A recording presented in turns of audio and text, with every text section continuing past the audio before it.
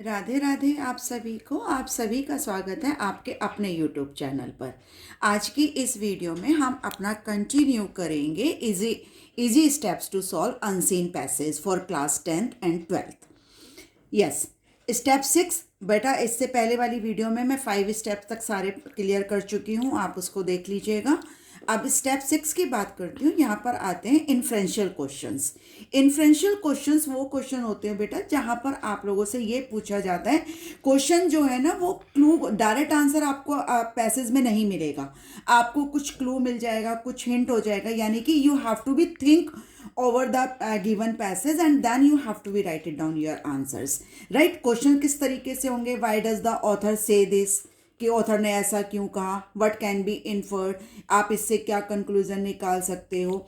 इस तरीके के कंबाइंड होंगे। तो इनको आपको सॉल्व करने के लिए क्या करना होगा? आपको पैसेज का आइडिया लेना होगा और आपको अपनी लॉजिकल थिंकिंग लगाते हुए आपको अपने आंसर को फ्रेम करना होगा। Is that clear? Now come to the step 7, title central idea questions. ये आपसे यहाँ पर आ जाएगा कि आपको आइडिया देना है, सेंट्रल आइडिया क्या है आपके गिवन पैसेज का, या you have to given the title of the given passage.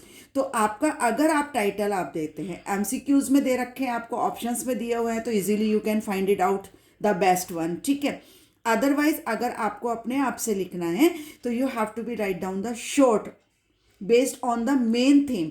अब मैंने जैसे आपको पहले की वीडियोस में बताया कि आपके ना हर पैसेज का अलग अलग मीनिंग होता है। हर पैराग्राफ, जो एक पैसेज दिया हुआ है उस पैसेज के अंदर अलग अलग पैराग्राफ्स होते हैं, तो उन पैराग्राफ्स के अलग अलग मीनिंग होते हैं। तो उसके हिसाब से आपको क्या करना है, उन मीनिंग्स को कंबाइन कर कर आपको एक मीनिंग बनाना है जो कि आपको लिखना है, ठीक है। अवॉइड वेरी जनरल टाइटल, जो बहुत नॉर्मल कॉमन से टाइटल्स होते हैं, हेडिंग होते हैं, उसको आप अवॉइड करें। नेक्स्ट आपका स्टेप आता है step 8, check grammar and word limit.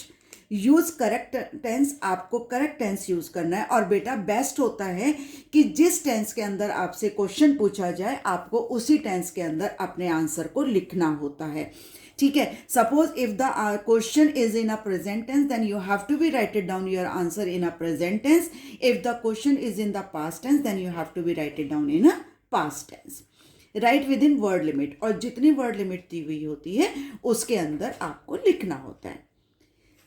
Never write personal opinion unless asked, जब तक आपसे पूछा ना जाए आप अपनी कोई पर्सनल ओपिनियन नहीं देंगे। आपको जो आपने आंसर्स लिखे हैं उनके जो कीवर्ड्स हैं, उनको की पॉइंट्स हैं, कीवर्ड्स हैं, उनको आप अंडरलाइन करेंगे। और most important, don't leave any questions. ये आपका गोल्डन टिप्स है बेटा एग्जाम के लिए कि आपको कोई भी क्वेश्चन नहीं छोड़ना है। Don't leave any question unattempt, because if you write then you have a better chance to get the marks.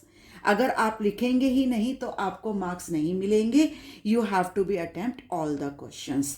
Thank you so much for watching this video. Have a nice day.